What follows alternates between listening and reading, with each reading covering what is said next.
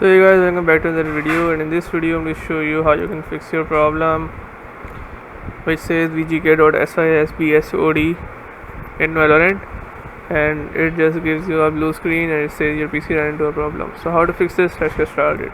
First, what you need to do is go over to your desktop and then open control panel. Once you do this, here make sure the view by is set to category and then click on uninstall a program.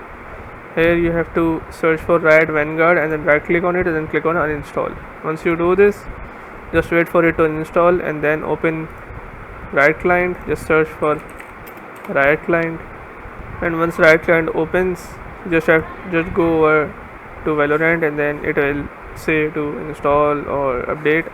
Just click on this and it will reinstall Riot Vanguard and hopefully your problem solves. If your problem still occurs, make sure to comment down below so we can bring a detailed guide on this video. Alright, that's it for today's tutorial. I really hope this video helped you solve your problem or learn something new about your PC. My goal on this channel is to make everything about computers simple and easy, whether it's fixing errors, downloading software or any game, boosting performance of any Windows or any game, or understanding new tools. If this video was helpful in any way, don't forget to hit the like button because it really motivates me to keep bringing you more useful content.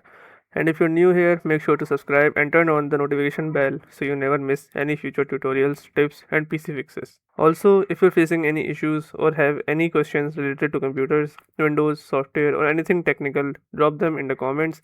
I read all of your comments and I'll try my best to help you out. Thanks a lot for watching. Take care of your system, keep learning, and I'll see you in the next video. Thanks for watching.